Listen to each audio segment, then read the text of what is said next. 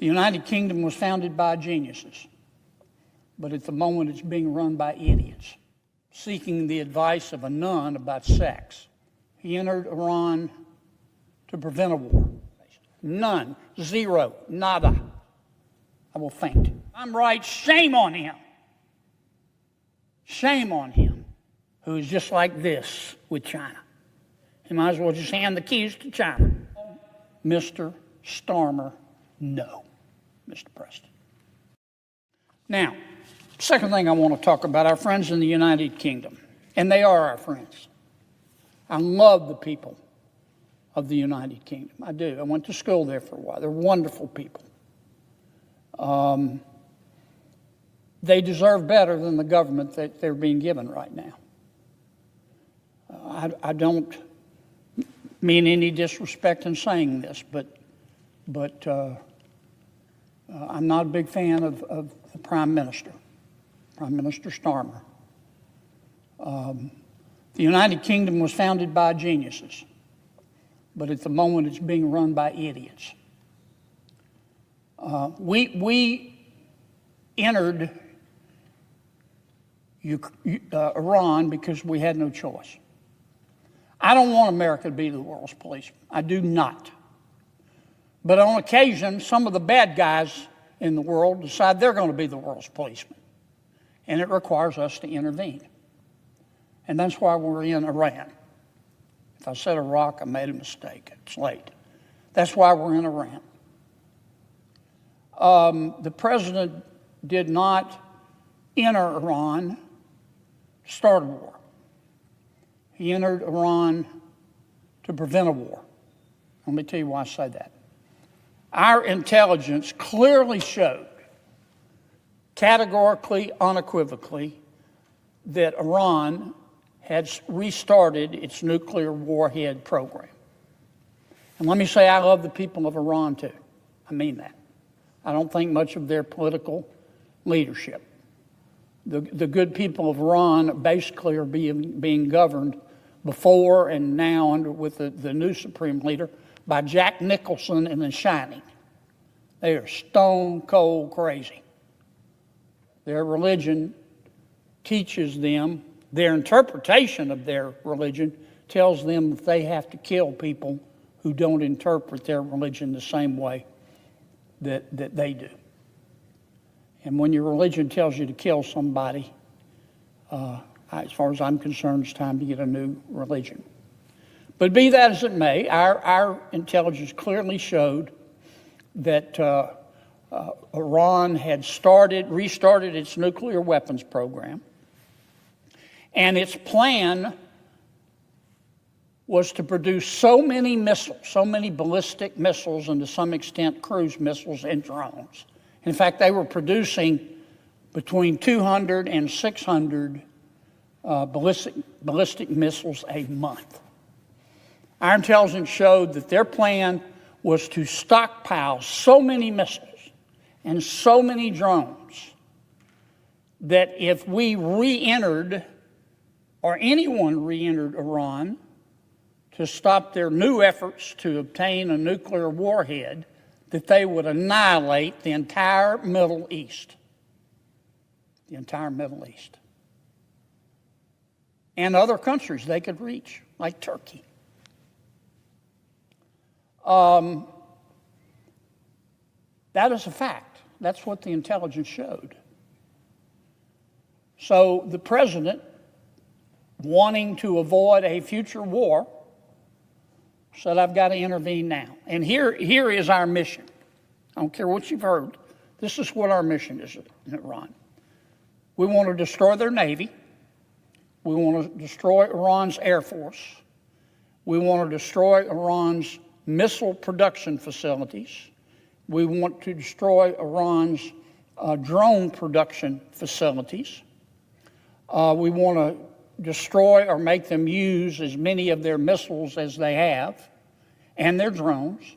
And we want to attack and destroy the infrastructure used by the Revolutionary Guard. And then we want to get out. Now, there's been a lot of speculation by some of my Democratic friends that, well, the president's going to put boots on the ground. I don't believe that. I don't believe that. If the president puts boots on the ground, the thud you hear will be me face planting from surprise. I will faint. How long will this take? I think a few more weeks, and then we will be out. Was our intelligence right? You better believe it was. What's the first thing, the very first thing that the Iranian leadership did? They started attacking all the other countries in the Middle East. They even fired a missile at Turkey. They even fired a missile at the United Kingdom, one of its bases in Cyprus. Now, I give you this background so you will know why the president did what he did. Everything I just told you, the Prime Minister of the United Kingdom knew. He had the same intelligence we had. When it came time for us to intervene, he said, you cannot use any United Kingdom Air Force bases or military bases. None. Zero. Nada. He specifically said you can't use Diego Garcia, the joint U.S. United Kingdom military base in the Indian Ocean that Keir Starmer is trying to give away to Mauritius. You've heard me talk about it on the Senate floor. And Mauritius, of course, will welcome the Chinese. Now, once the war started going the way of people who believe in freedom, Prime Minister Starmer changed his mind. Now he says you can use our bases. Thank you very much. It's a little late. We don't need you. He also is trying to give President Trump advice about how to conduct the war.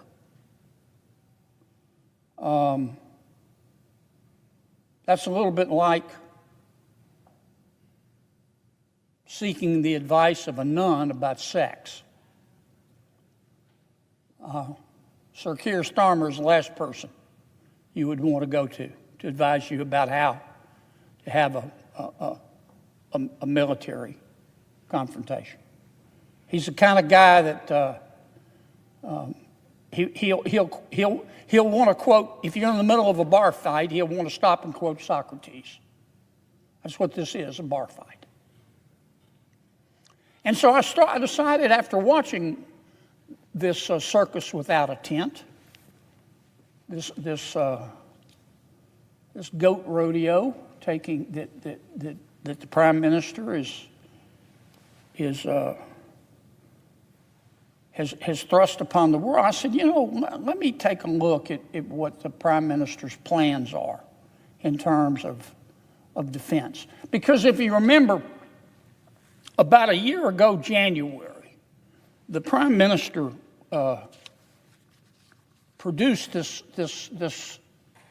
report. That's all it was a report, but he called it a Root and Branch Strategic Defense Review. And its purpose was to settle the United Kingdom's military path for years to come. It was ready not this past January, but January before. He didn't produce it until this past summer. And the Prime Minister makes a big deal in his report. He says, we've changed our ways. We've been born again. We're now going to spend 2.6% of our GDP on defense by 2027. And I'm thinking, good for you. It's about time. And he said this is going to be in line with all of our NATO allies, 2.6% of our GDP on defense by 2027. And he said, and by God, by 2035, we're going to be spending 3.5%. And I'm thinking, man, that's great. And then I read the report. The cash is backloaded. He didn't bother to tell the people of the United Kingdom or NATO or the president. The cash is backloaded. He's not going to even start spending the money, the real money, until the 2030s. That's 4 years from now. He's going to make it somebody else's problem. I can assure you the Prime Minister will not be the Prime Minister in 2030 and beyond.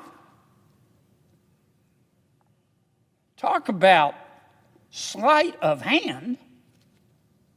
And if you run the numbers, there is a great deal of inflation in defense production because so many countries now are starting to actually spend more money on defense, not promising to do so by the Prime Minister of the United Kingdom. So you have to factor in inflation. And under the Prime Minister's plan to not even start spending the real money until 2030, the defense inflation is going to eat away at the amount of money that he has promised to spend. And if you factor in reasonable defense production, the numbers come out to him actually spending 24 billion pounds, $32 billion less than he promised. You think he couldn't figure that out? His numbers guys knew all about it. This is nothing but sleight of hand. In fact,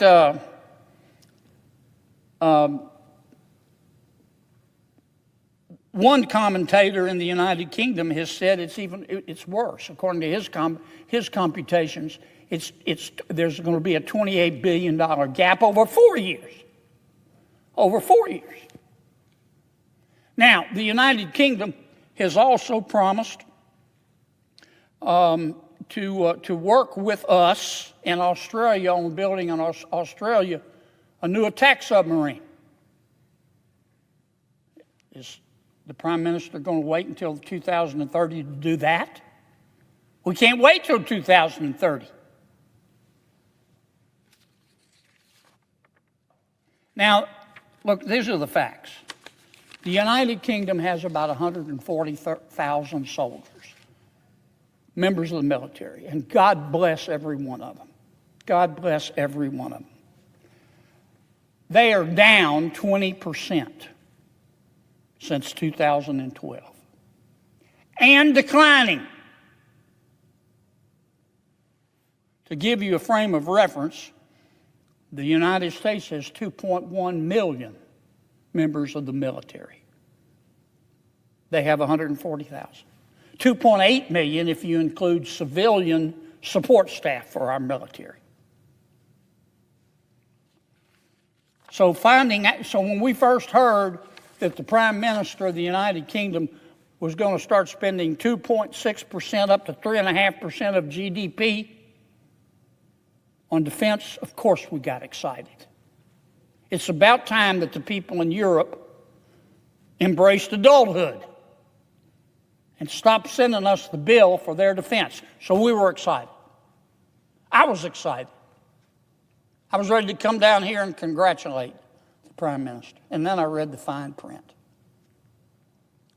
Sleight of hand. It's all sleight of hand.